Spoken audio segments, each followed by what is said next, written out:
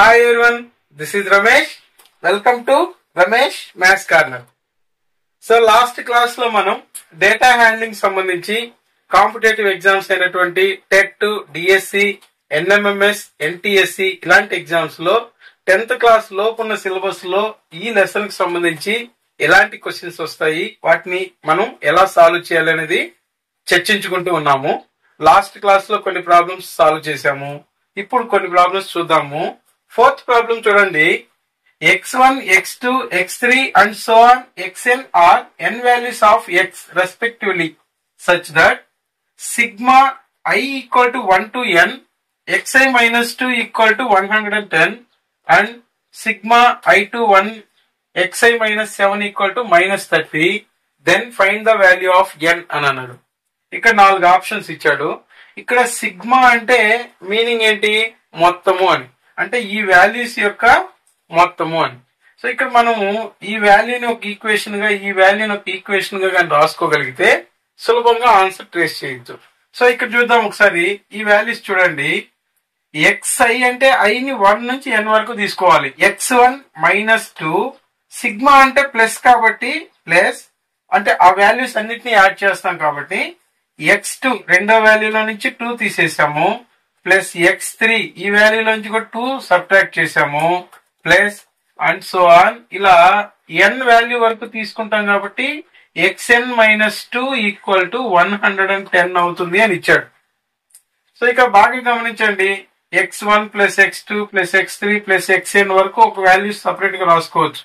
x1 plus x2 plus x3 and so on plus xn వరకు ఇలా రాసుకోవచ్చు. Minus తర్వాత చూడండి 2 2 2 2 ఇలా ఎన్నిసార్లు వచ్చింది?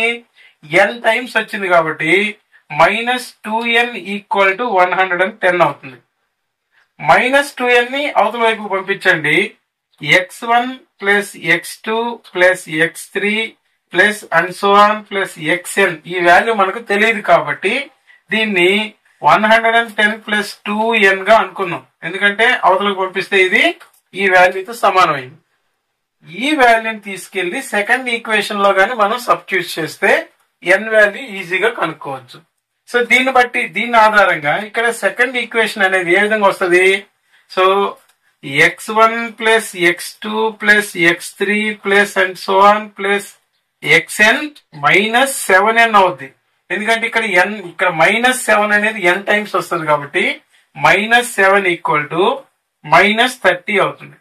సో ఇక్కడ చూడండి, ఈ xn వరకు ఈ వాల్యూ బదులుగా 100 ప్లస్ 2n అనేది ఈ సెకండ్ ఈక్వేషన్ లో గానీ సబ్స్టిట్యూట్ చేసాం అనుకోండి, ఇక్కడ ఏమవుద్ది? 110 plus 2n minus 7n equal to minus 30 అవుతుంది. ఇక్కడ చూడండి, ఇది నంబర్, ఈ నంబర్ ని ఈక్వల్ టు అవతల ట్రాన్స్ఫర్ చేసాం అనుకోండి, 7n లో నుంచి 2n తీసేస్తాము, పెద్దది మైనస్ గుర్తుతో ఉంది కాబట్టి మైనస్ 5n అవుతుంది.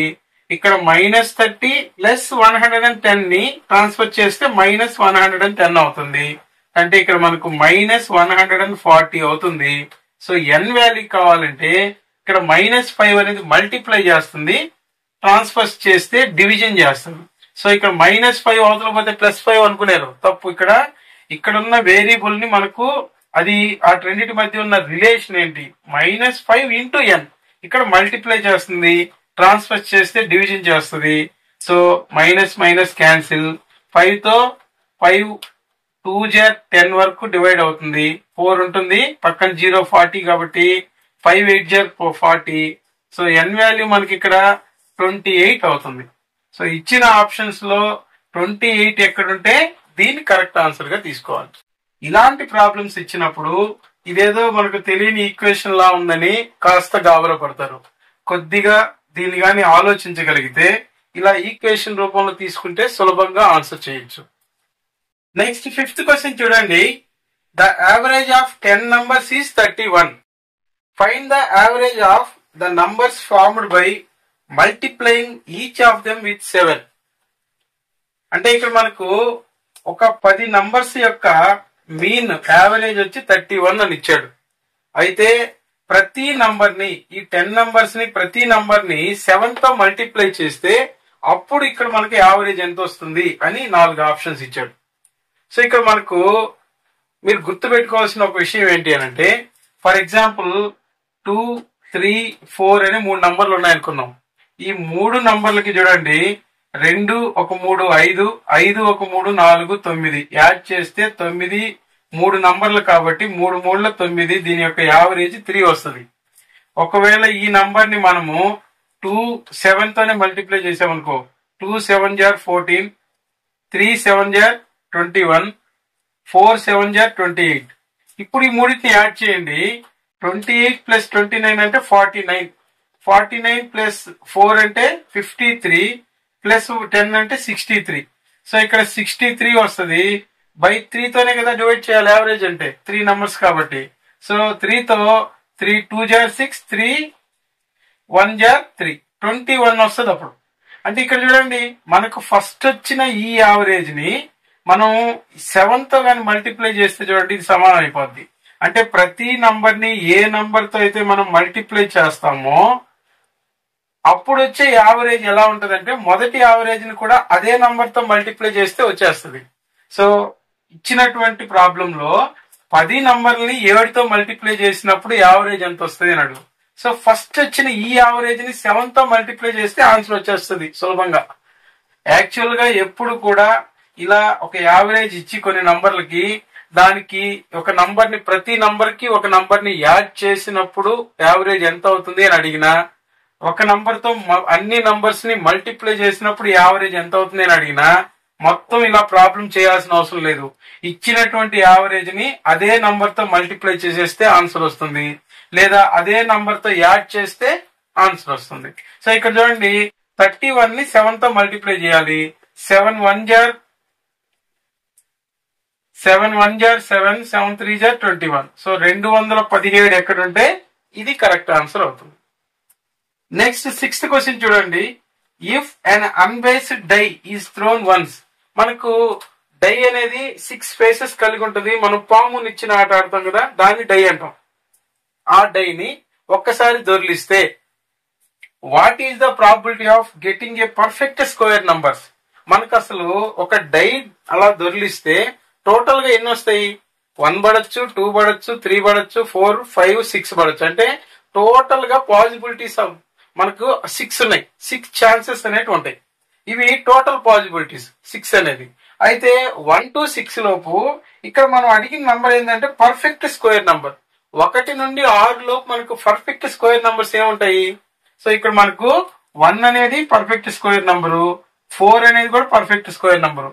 అంటే ఇవి 2 మాత్రమే వచ్చే అవకాశం ఉంటది. ఇవి ఫేవరబుల్ అవుట్కమ్స్. మొత్తం వచ్చేసి 6, ఫేవరబుల్ అవుట్కమ్స్ వచ్చేసి 2. సో ఇంతకుముందు క్లాస్ లో కూడా చెప్పుకున్నాం మనం. సో ప్రాబబిలిటీ కావాలి అని అంటే మనకు సూత్రం ఏం చెప్పుకున్నాము? Favourable outcomes by total outcomes. So ఇక్కడ ఫేవరబుల్ అవుట్కమ్స్ వచ్చేసి 1 2 మాత్రమే ఉన్నాయి. ఈ నంబర్ వేయాలి 2 అని. టోటల్ అవుట్కమ్స్ అంటే ఒక డై దొర్లించినప్పుడు మొత్తం మనకు 6 ఛాన్సులు వస్తాయి. అవి టోటల్ అవుట్కమ్స్. సో ఇక్కడ మనకు ఫేవరబుల్ అవుట్కమ్స్ 2, మొత్తం టోటల్ అవుట్కమ్స్ 6 కాబట్టి 2 1 jar 2 3 jar 6. సో 1/3 అనేది మనకు పర్ఫెక్ట్ స్క్వేర్ నంబర్ రావడానికి ప్రాబిలిటీని సూచిస్తుంది. కాంపిటేటివ్ ఎగ్జామ్ లో చేసేటప్పుడు మళ్ళా సూత్రం అంతా ఇలా రాసుకుంటా వెళ్తే టైం వేస్ట్. సో మీరు ముందు క్లాస్ లో చెప్పినప్పుడు నోట్స్ కానీ ప్రిపేర్ అయ్యి మైండ్ లో గుర్తుంటే ప్రాబబిలిటీ అనేది ఎప్పుడు చాలా ఈజీగా కనుక్కోవచ్చు. సో ఇక్కడ 1/3 అనేది ఫస్ట్ ఆప్షన్ లో ఉంది కాబట్టి ఇది కరెక్ట్ ఆన్సర్ గా తీసుకోవాలి. సో ఈ టాపిక్ లో బేసిక్ క్లాస్ ఒకటి చెప్పున్నాము. ఆ క్లాస్ ని పరిశీలించి ముందు నోట్స్ ప్రిపేర్ చేసేదానికి ట్రై చేయండి. మళ్ళీ మరికొన్ని ప్రశ్నలతో నెక్స్ట్ క్లాస్ లో కలుసుకుందాం. Thank you.